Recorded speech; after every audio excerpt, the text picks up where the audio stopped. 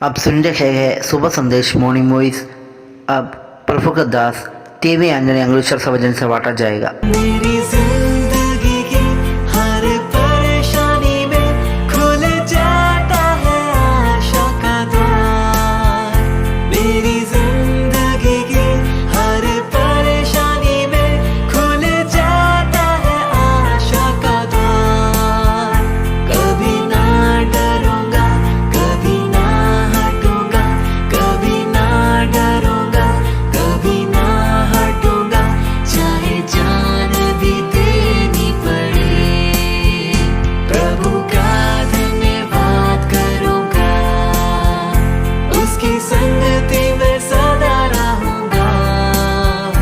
साथ चलूंगा मैं जय जरूर पाऊंगा, साथ चलूंगा मैं जय जरूर पाऊंगा। प्रभु का धन्यवाद करूंगा। जय मसीह की। आज का मनन के लिए मत्ती का सुसमाचार दूसरे अध्याय की 11वीं पद, मैथ्यू चैप्टर 2 वर्स 11। उन्होंने उस घर में पहुंचकर उस बालक को उसकी माता मरियम के साथ देखा और मुंह के बल गिरकर बालक को प्रणाम किया और अपने अपने तैला खोलकर उसको सोना और लोबान और गंधरस की भेंट चढ़ाई। यहाँ हम देखते हैं प्रभु यीशु मसीह को मिलने के लिए ज्योतिषों आए हैं। ये लोग पूर्व से यात्रा करके दूसरा राष्ट्रों से आए हैं। ये बात को हम दे सकते हैं। ये लोग प्रभु यीशु मसीह को मिलने के लिए आए तो लगभग 2 साल का इतना समय बीत गया है। हम इसी प्रकार हम वचन से देख सकते हैं। ये लोग आए तो परमेश्वर को आराधना करने के लिए, प्रभु यीशु मसीह को धन्यवाद स्तुति करने के लिए आए। ये लोग पुराना नियम में हम देखेगा तो राजाओं तरीके लिखा हुआ है, लेकिन ये लोग यात्रा करके आए।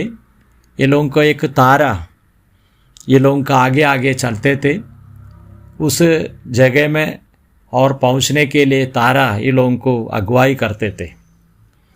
हम निर्गमन की किताब 13 अध्याय में हम इसी प्रकार पढ़ते हैं, और यहोवा उन्हें दिन को मार्ग दिखाने के लिए मेघ के खंभे में और रात को उजियाला दिखाने के लिए आग की खंभे में होकर उनके आगे आगे चला करता था, जिससे वे रात और दिन दोनों में चल सके।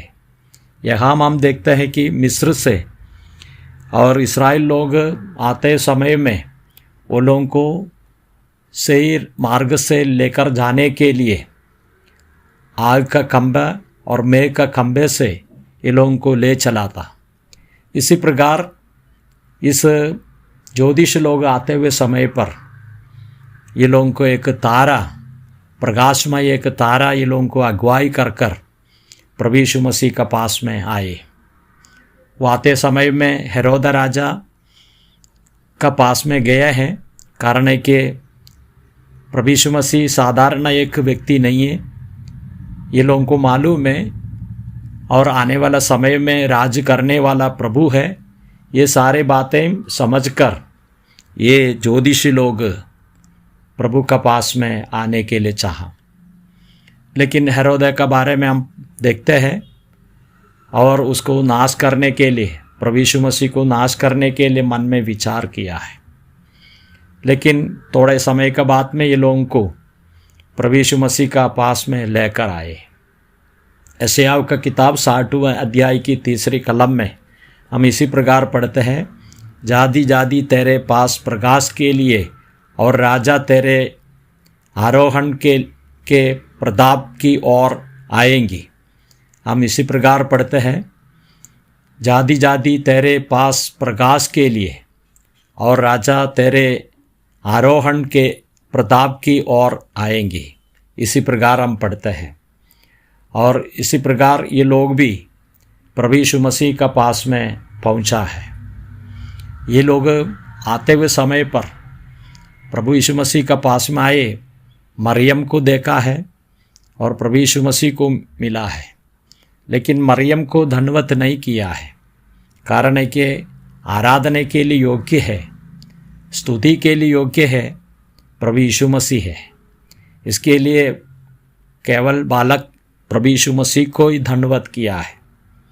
हम यूहन्ना रचित सुसमाचार अध्याय 4 का 23 और 24 में हम इसी प्रकार पढ़ते हैं, परंतु वह समय आता है, वरन अभी भी है, जिसमें सच्चे भक्त पिता की आराधना आत्मा और सच्चाई से करेंगे, क्योंकि पिता अपने लिए ऐसे ही आराधन को ढूंढता है।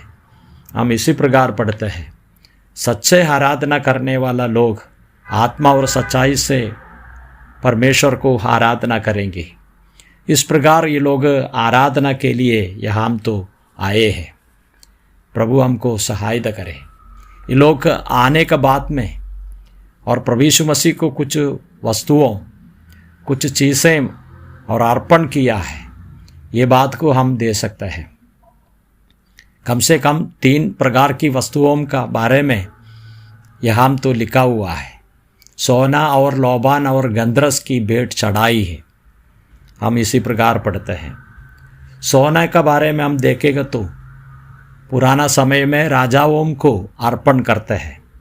हमारा प्रभु राजाओं का राजा है, सम्राट है, इसके लिए प्रभु को स्वीकारने के लिए योग्य है। फिर हम देखते हैं कि लोबान, प्रभु को लोबान को अर्पण किया है, हम इसी प्रकार पढ़ते हैं। और लोबान तो याजकों को अर्पण करने के लिए दिया हुआ वस्तु है, इसी प्रकार हम देखते हैं।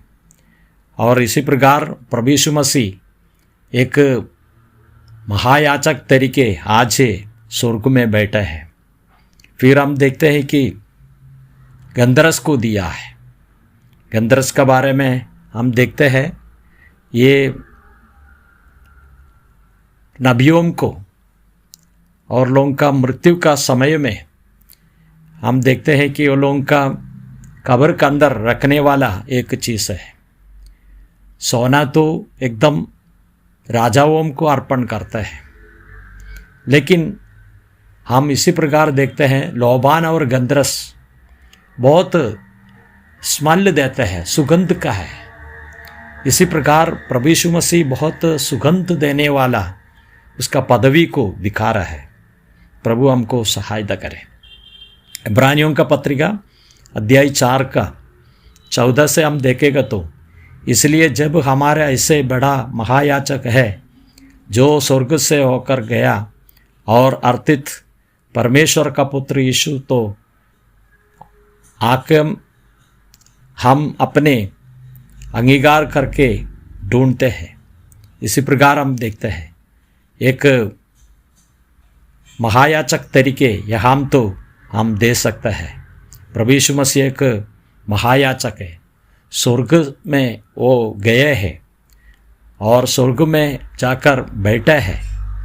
लेकिन इस धरती में जितने याचकों महायाचकों सब है, ये लोग बैठने के लिए लोगों को कुछ जगह नहीं है।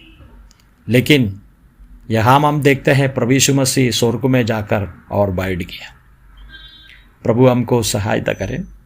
यूहन्ना रचित सुसमाचार 19वें अध्याय की 29-40 कलम में हम इसी प्रकार पढ़ते हैं, निकोदेमस भी जो पहले यीशु के पास रात को गया था, 50 सेर के लगभग मिला हुआ गंधरस और इलावा आया। इसी प्रकार हम पढ़ते हैं। और इसी प्रकार प्रभु यीशु मसीह को चढ़ाने के लिए ये लोग लेकर आए हैं। हमको मालूम है प्रभु यीशु मसीह ये 3 पदवी के लिए योग्य है, एक राजा और एक महायाजक और एक नबी, भविष्यवक्ता। इसी प्रकार योग्य है हमारा प्रभु, आराधना के लिए योग्य है, स्तुति के लिए योग्य है। प्रभु यीशु मसीह और इस जगत में क्यों आए हैं? हमको बचाने के लिए आए। उसका जीवन हमारे लिए सूली पर दिया, मृत्यु के बाद में सजीवन होकर आज स्वर्ग में विराजमान है, आराधना के लिए योग्य है। इससे पहले इस ज्योतिषी लोग आकर प्रभु की आराधना किया। हम भी ये प्रभु को आराधना करेंगे और स्तुति करेंगे, उसकी नाम की महिमा हो। जय मसीह की।